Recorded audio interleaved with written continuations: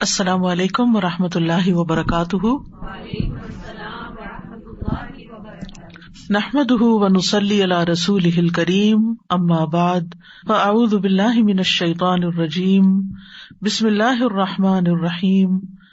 رب اشرح لی صدری ویسر لی امری واحلل عقدۃ من لسانی یفقہوا قولی۔ اور جب میرے بندے آپ سے میرے بارے میں سوال کریں تو کہہ دیجئے بے شک میں قریب ہوں، میں پکارنے والے کی پکار کا جواب دیتا ہوں۔ جب بھی وہ مجھے پکارے تو ان کو چاہیے کہ وہ میرا حکم مانیں اور مجھ پر ایمان رکھیں تاکہ وہ ہدایت پائیں۔ رسول اللہ صلی اللہ علیہ وسلم سے بعض صحابہ کرام نے عرض کیا، کیا ہمارا رب قریب ہے کہ ہم اس سے سرگوشی کے انداز میں مناجات کریں، یا وہ ہم سے دور ہے کہ ہم اسے پکاریں، یعنی بلند آواز سے پکاریں؟ اس سوال کے جواب میں یہ آیت نازل ہوئی، وَإِذَا سَأَلَكَ عِبَادِي عَنِّي فَإِنِّي قَرِيبٌ، اور جب تجھ سے میرے بندے میرے بارے میں پوچھیں تو آپ ان کو بتا دیں کہ میں قریب ہوں۔ اس آیت میں اللہ سبحانہ تعالیٰ نے عبادی کہہ کر اپنے بندوں پر خاص رحمت ظاہر کی ہے، اور پھر اپنے قریب ہونے کا ذکر کر کے دعا کرنے کی ترغیب دی ہے۔ یعنی اللہ سبحانہ تعالیٰ ہمیں اپنے بندے کہہ کے پکار رہا ہے، میرے بندے، ہم سب اسی کے بندے ہیں۔ اور پھر یہ بھی بتا دیا کہ انی قریب، میں قریب ہوں، دور نہیں ہوں تم سے، تم جب چاہو مجھے پکار سکتے ہو۔ ابو موسیٰ اشعری کہتے ہیں کہ ایک سفر میں ہم رسول اللہ صلی اللہ علیہ وسلم کے ساتھ تھے۔ جب ہم کسی وادی میں اترتے تو لا الہ الا اللہ اور اللہ اکبر کہتے اور ہماری آوازیں بلند ہو جاتی، تو نبی صلی اللہ علیہ وسلم نے فرمایا، اے لوگو اپنی جانوں پر رحم کرو، کیونکہ تم کسی بہرے یا غائب کو نہیں پکار رہے، وہ تو تمہارے ساتھ ہی ہے، بے شک وہ سننے والا اور تم سے بہت قریب ہے، اس کا نام برکتوں والا ہے اور اس کی عظمت بہت ہی بڑی ہے۔ تو اللہ سبحانہ تعالی قریب ہے، اس کو ہم چاہیں تو دل ہی دل میں پکاریں، سرگوشیوں کے انداز میں پکاریں یا اونچی آواز میں پکاریں، وہ ہر حال میں سنتا ہے، اور جب وہ سنتا ہے تو جواب بھی دیتا ہے اور ہماری دعائیں قبول بھی کرتا ہے۔ اس لیے ہمیں اس کو قریب محسوس کر کے اس سے دعائیں کرتے رہنا چاہیے۔ تو وہ دعا کی قبولیت کے اعتبار سے قریب ہے، دعا کو سننے کے لحاظ سے قریب ہے، اپنے علم کے اعتبار سے سب لوگوں کے قریب ہے، اور خاص طور پر عبادت کرنے والوں اور پکارنے والوں کے قریب ہے۔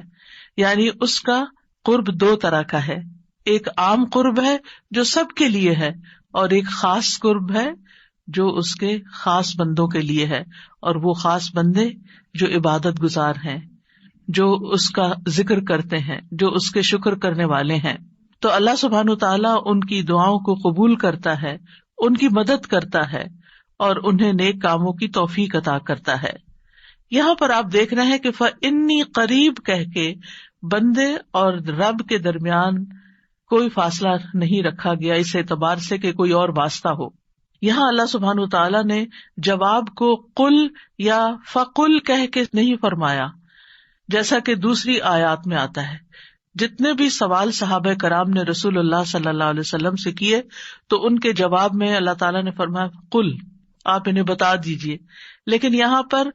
قل بھی نہیں آیا، ڈائریکٹ فإنی قریب، اذا سألک عبادی انی فإنی قریب، یعنی بیچ میں کوئی واسطہ نہیں لایا گیا۔ تو اس سے یہ پتہ چلتا ہے کہ ہمارے اور ہمارے رب کے بیچ میں کسی اور واسطے اور کسی اور وسیلے کی ضرورت نہیں۔ اور جب اللہ تعالیٰ نے یا عبادی کہہ دیا تو اس میں سارے بندے شامل ہو جاتے ہیں، چاہے وہ نیک ہوں یا بد ہوں، بڑے ہوں یا چھوٹے ہوں، گناہگار ہوں یا بہت پرہیزگار ہوں، کوئی بھی ہو، جو بھی اپنے رب کو پکارتا ہے رب اس کی پکار کو سنتا ہے اور وہ قریب ہے۔ لہٰذا جب ہمارا رب قریب ہے اور مجیب ہے، جیسا کہ آپ جانتے ہیں پروگرام کا نام بھی قریب مجیب اسی لیے رکھا گیا کہ ہمارا اگر اپنے رب سے تعارف ہو جاتا ہے، ہم اپنے رب کو پہچان جاتے ہیں کہ ہم کس کو پکار رہے ہیں اور وہ کہاں ہے، تو جتنا جتنا ہمارا یہ یقین ہوگا کہ وہ ہمارے قریب ہے اور وہ سنتا ہے اور جواب دیتا ہے،